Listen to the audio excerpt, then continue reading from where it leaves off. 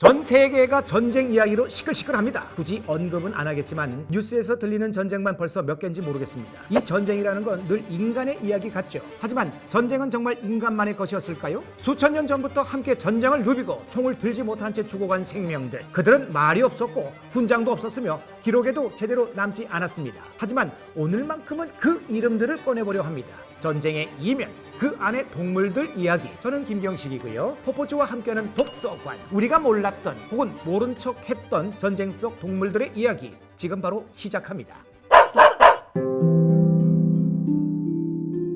우선 옛 전쟁들 속 동물들부터 살펴볼까요? 한니발 들어보셨죠? 고대 로마를 공포에 몰아넣은 전설의 장군인데요. 그가 전쟁에 데려간 건 뭔지 아세요? 바로 코끼리였습니다. 이게 그냥 코끼리 데리고 좀 싸운 정도가 아닙니다. 스페인에서 출발해서 눈 덮인 알프스를 넘었어요. 코끼리랑 같이요. 코끼리 중에는 추위에 얼어 죽은 애들도 있었고 절벽에서 떨어진 애들도 있었대요. 아니, 코끼리가 뭔 죄야 진짜. 아무튼 고생길에서 살아남은 코끼리들이 이탈리아 평원에 등장합니다. 이걸 본 로마 군단은 얼음, 저게 뭐야? 그 당시 로마 병사들 입장에선요, 상상도 못한 존재였습니다. 갑자기 덩치 3m짜리가 우르르 달려오죠. 안 무섭겠어요? 코끼리는 그냥 짐승이 아니었습니다. 움직이는 전차, 전장의 공포 그 자체였죠. 그런데 이건 한니발의 상상이었고요. 코끼리들이 알프스를 넘었다 했잖아요. 고생을 하도 해서 정작 전투 들어갈 때는 딱 한 마리만 살아있었답니다. 한니발이 그냥 간지용으로 다녔다는 말씀이지요. 코끼리 팔자에도 없던 곳에서 죽은 친구들에게 애도를 표합니다. 그리고 우리가 중세물에서 기마병들 봤잖아요. 말도 있었는데 낙타를 탄 기마병도 전장에 있었대요. 중동과 북아프리카 사막에선 진짜 낙타 부대가 활약했어요. 게다가 낙타 특유의 묵직한 걸음은 말보다도 더 위압적이라 적병들이 낙타 부대만 봐도 기선제압당했다는 말이 있습니다. 전장을 뒤흔든 짐승들 생각보다 많았던 거죠. 코끼리, 낙타만 있는 게 아니었습니다. 작은 동물들도 엄청난 활약을 했습니다. 그중 하나가 바로 비둘기입니다. 비둘기가 무슨 전쟁을 해? 하시겠지만요, 정보 전달, 정찰, 구조, 이거 진짜 이 비둘기가요 할 거 다 했습니다. 가장 유명한 비둘기 들어보셨습니까? 세르아미. 1차 세계대전 당시만 하더라도 군사기밀을 전달하는 통신병으로 비둘기를 활용하고 있었대요. 전파를 통한 통신은 도청당하기도 하고 분석당하기 좋다 보니까 오히려 비둘기가 더 안전할 지경이었던 거죠. 미군 역시 수십 마리의 통신용 비둘기를 데리고 왔으나 굶주린 부대원들이 몰래 잡아먹는 바람에 나중에 불과 7마리밖에 남아 있지 않았습니다. 얼마나 힘들었으면 아이고 정말. 그중 세르아미는 7번이나 작전을 수행한 베테랑이었는데요. 작전 도중에 총 맞고 다리 잃고 눈까지 멀었는데도 끝까지 날아가서 우리 여기 있어요 라고 편지를 전달했다고 합니다. 아니, 총 맞았는데 그 결과 이 비둘기가 무려 194명의 생명을 살렸습니다. 우리가 아는 그 닭비둘기가 정말? 네, 정말입니다. 미국이 공을 기리고자 워싱턴 DC 스미소니언 박물관에 박제로 전시했다고 합니다. 정말 대단하지 않습니까? 생각해보면 목줄 하나 없이 연료도 없이 그냥 하늘을 날아가서 사람을 살렸다는 거잖아요. 진짜 신기하죠? 전쟁터 한복판에 있던 개들도 있었습니다. 2차 세계대전 당시 소련군은 개에게 폭탄을 달았습니다. 훈련을 시켰어요. 적 탱크를 보면 탱크 밑으로 가게끔 하는 훈련을. 세상에, 어떻게 이렇게 끔찍한. 근데 그 와중에 훈련시킨 개들이 익숙한 탱크 쪽으로 간 거예요. 그러니까 훈련 때 사용한 소련 탱크로 결국 개들이 아군 탱크에 달려들면서 아비규환이 벌어진 겁니다. 전쟁 때는 사람도 고장나는데 강아지들은 어땠겠어요? 참혹한 실패였죠. 영국군은 패러독스라는 군견을 낙하산에 매달아 공중 투하하기도 했습니다. 패러슈트 플러스 독스, 패러독스라네요. 이름 참 잘 지었네. 개가 적진에 먼저 착지해서 전투 시작 전에 병사들 곁을 지켰대요. 무섭고 떨리는 그 밤에 옆에서 꼬리 흔드는 개 한 마리가 있었던 거죠.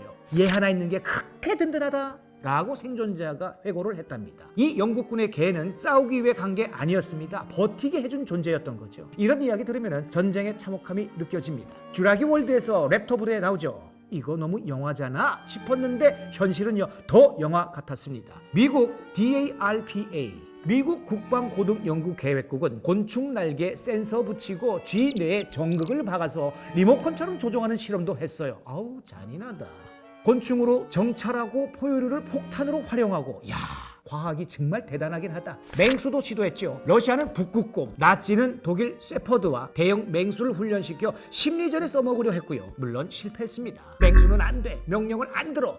라는 아주 단순한 결론이었죠. 처음부터 하지 말든가. 그런데 지금도요 해양 포유류 부대가 있답니다. 미국 해군은 1960년대부터 캘리포니아 샌디에고에 위치한 해군 기지에서 돌고래와 바다사자를 훈련시켜 군사작전에 활용을 해왔대요. 얘네들이요 평소에 그냥 귀엽잖아요. 그런데 이 특수부대 돌고래들 해저 지뢰를 탐지하고 잠수부를 추적하고 수중 카메라 장비까지 운반합니다. 얘네도 덱스처럼 잘생겼나?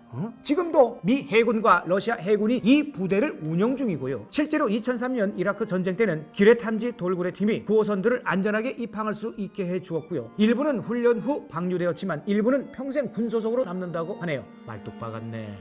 근데 진짜 돌고래가 군인이면 뭐 지느러미로 이렇게 경례라도 하나?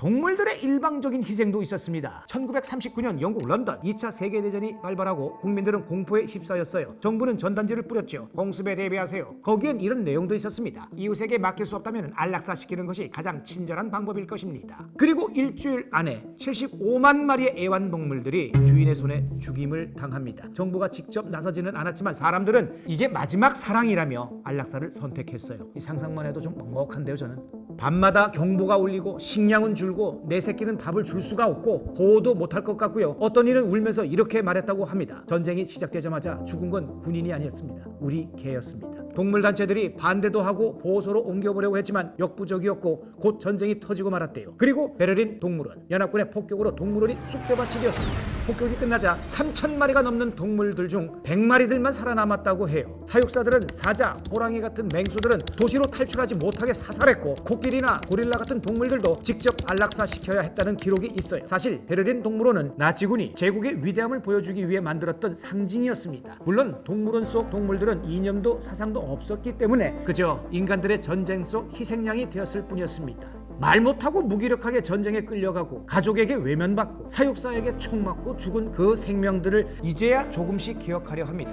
영국에는 동물들의 빅토리아 훈장이라고 불리는 디킨 메달이 있다고 합니다. 1943년 마리아 디킨이라는 여성에 의해 만들어졌고요. 전쟁 중 가장 큰 용기를 보인 동물에게 수여하는 훈장이라는 목적이 있습니다. 이 훈장을 받은 동물은 70마리가 넘습니다. 그중엔 아까 말한 비둘기 세르아미도 있고요. 수색견, 구조견, 심지어 구조활동 중에 희생된 말까지 있습니다. 이들의 훈장은 지금도 영국 왕립동물애호협회 박물관에 전시되어 있다고 합니다. 미국은 군견이 은퇴하면 민간인이 입양할 수 있도록 군견 은퇴 입양 제도를 운영하고 있어요. 2022년 플로리다에서는 맥스라는 군견이 명예 은퇴식을 했습니다. 군복을 입은 개한테 메달도 주고 하더라고요. 진짜 병사로 대우하는군요. 런던 하이드파크에는 전쟁 동물 추모비가 있습니다. 거기엔 이런 문구가 적혀 있습니다. They had no choice. 그들은 선택권이 없었다. 맞습니다. 동물들은 아무 잘못 없이 인간이 만들어낸 전쟁에 희생된 거죠. 강제로 희생당한 그들의 역사가 다시는 반복되지 않았으면 좋겠습니다. 우린 총을 들었지만 그들은 총알을 맞았습니다. 우린 명령을 내렸고 그들은 반항도 못한 채 따랐습니다. 우리는 훈장을 받았고 그들은 이름도 없이 사라져갔습니다. 이게 전쟁이 만든 진짜 그림자가 아닐까요? 오늘 영상 가볍게만 보지 않으셨으면 좋겠습니다. 한니발의 코끼리부터 런던의 개까지 전쟁은 인간만의 것이 아니었습니다. 다음번에도 이렇게 잊혀진 이야기나 우리에게 소중한 동물들 이야기 들고 찾아뵙도록 하겠습니다. 오늘 하루 이름 없는 그들을 기억해 주세요. 포포즈와 함께하는 독서관, 다음에도 더 특별하고 신기한 반려동물 이야기로 찾아뵙도록 하겠습니다. 감사합니다.